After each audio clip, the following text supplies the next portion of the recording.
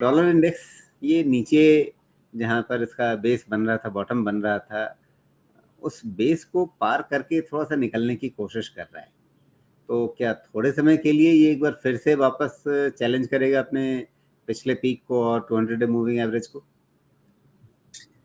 तो मैं हर चीज़ को अपने पिछले डिस्कशन से इसलिए रिलेट करता हूँ कि ये एक थ्रेड है, उस थ्रेड को नहीं समझेंगे तो आगे की भाषा नहीं समझ में आएगी। तो पिछले डिस्कशन में भी ये चीज़ है कि 100 के पास का जो बॉटम है यहाँ से साइकोलॉजिकल एक बार रिट्रेस तो होगा डॉलर इंडेक्स, और यही यील्ड में भी दिख रहा था हमारे यूएस ट्रेजरी में। लेकिन ये भी बात सच है कि 103 के आसपास से ज़्यादा अभी डॉलर इंडेक्स का रिवर्सल दिखता नहीं है मुझे। 103, 103.50 यही रेंज में हो सकता है रिवर्सल। डॉलर इंडेक्स से डरने घबराने की बात तब तक नहीं होगी जब तक ये फिर से 200 डीएमए जो कि 106 की तरफ है उसको कॉन्कर नहीं कर ले, उसके ऊपर सस्टेन नहीं करे।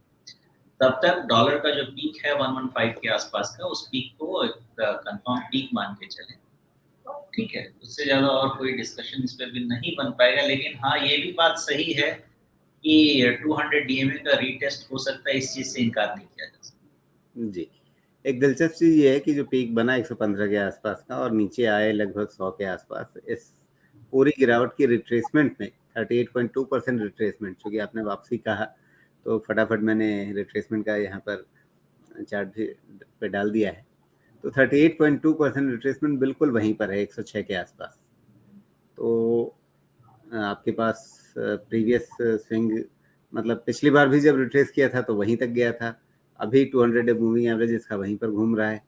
तो मोटे तौर पे वही 105, 106 ये एक अभी ऊपरी सीमा है। इसके ऊपर जब तक नहीं जा रहा है तब तक कुछ भी मतलब ज़्यादा सोचने की ज़रूरत नहीं है। नहीं, बिल्कुल नहीं है।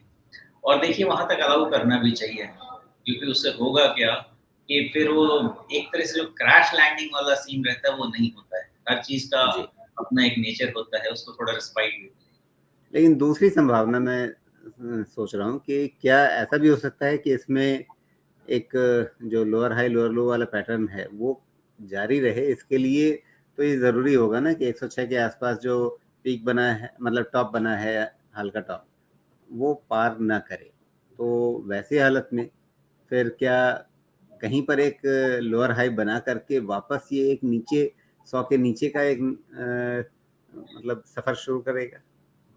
पॉसिबल है, और वो लेवल 103, 104 का रेंज है। वहाँ जी। तक से हो सकता है लोअर हाई फिर से वहाँ से बनने का सिचुएशन डॉलर इंडेक्स में आएगा। एक सवाल लोगों के ज़हन में ये भी आएगा कि क्या पॉसिबिलिटी है और क्या ट्रिगर्स हो सकते हैं कि डॉलर का फिर से राइज़ शुरू हो। ये तब तक राइज़ शुरू नहीं होगा जब तक जियोपॉलिटिकल इंस्टेबिलिटी फिर से नहीं आए। तो most likely Russia Ukraine side तक तो अब बहुत ज़्यादा जियोपॉलिटिकल इंस्टेबिलिटी नहीं आएगी, बिकॉज़ रशिया भी थक हार के पड़ा हुआ है। अगर कुछ चाइना ताइवान जैसा कुछ नया शुरू हो गया तब नहीं कहा जा सकता, बिकॉज़ फिर से एक वो नया चैप्टर शुरू होगा। तो ये भी एक समझना है कि इसके राइज़ के लिए जियोपॉलिटिकल इंस्टेबिलिटी की ही ज़रूरत पड़ेगी, अदरवाइज़ डॉलर का पीक हो चुका है। जी। ठीक है, तो यहाँ पर डॉलर का एक पीक बन चुका है और आगे के लिए मतलब फिर से लोअर हाई लोअर लो का पैटर्न जारी रहे, इस की संभावना लगती है 103 104 तक जाने के बाद वापस नीचे की ओर, और फिर जो अभी 100 के आसपास का बॉटम बना है उससे थोड़ा नीचे फिर से। तो इसका मतलब हमारे रुपए के लिए क्या रहेगा? क्योंकि उस पर काफ़ी कुछ निर्भर करता है कि एफआईआई कितना पैसा लाएँगे या ले जाएँगे, या हमारे यहाँ एफडीआई कितना आएगा, या तमाम दूसरी चीज़ें, हमारा एक्सपोर्ट इम्पोर्ट सब कुछ निर्भर है कि डॉलर रुपए का समीकरण क्या है। और इसका दायरा रोज़ बरोज़ शायद छोटा ही होता जा रहा है। अब तो मतलब बिल्ली के पास ज़्यादा जगह है नहीं, एकदम कोने में फँस चुकी है, अब तो इसको कुछ करना ही पड़ेगा। नहीं देखिए, इतना भी ना मैं कॉन्फिडेंट नहीं होना चाहता हूँ, बिकॉज़ इतना लंबा फँसा हुआ है कि हो सकता है कि ये रेंज फिर से बढ़े, लेकिन जी। फिर किसी तरफ ना निकले। तो कंसोलिडेशन जो लोअर साइड का है, वो थोड़ा लंबा हो गया है, मुझे ऐसा लगता है। इसलिए एक टेक्निकल डेप्रिसिएशन रुपी का डॉलर के अगेंस्ट पॉसिबल।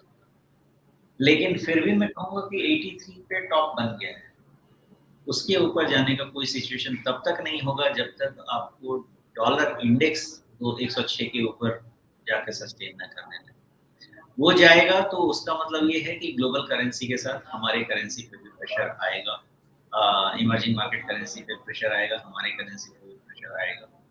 अदरवाइज़ मैं यही कहूँगा कि 81-83 का जैसा रेंज था, वैसा रेंज अभी भी मेंटेन्ड है। जी। मतलब ये कि एक बार को एक्सपेंशन होगा इस रेंज का, लेकिन मतलब वो ऐसा नहीं होगा कि छत तोड़ तोड़ करके ऊपर निकल जाएँ या एकदम से पाताल फोड़ दें। नहीं, मुझे ऐसा नहीं लगता कि होगा, बिकॉज़ जो थोड़ा-सा अपने 200 डीएमए लाइन को आप एनलार्ज करेंगे, तो जी, मुझे लगता है कि इसका प्रोजेक्शन डोम शेप ही होना चाहिए, जो कि राउंडिंग टॉप की तरह होना चाहिए। मुझे ऐसा लगता है।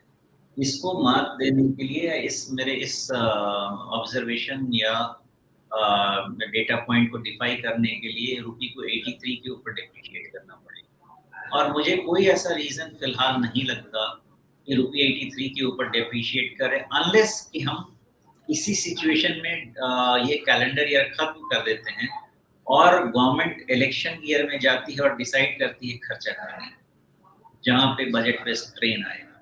जब तक वो डिसीजन नहीं होता है, मुझे नहीं लगता कि 83 के ऊपर रुपी डेप्रिशिएट करने का कोई सिचुएशन है। तो 2 ही ट्रिगर मुझे लगते हैं। पहला, या तो ग्लोबली करेंसीज़ में वीकनेस आए against dollar for some reason, या फिर हम इलेक्शन ईयर में पहुँच जाएँ और गवर्नमेंट डिसाइड्स कि नहीं हमको फ्रीबीज़ देने हैं। उसके अलावा तो मुझे और कोई रीज़न अभी समझ नहीं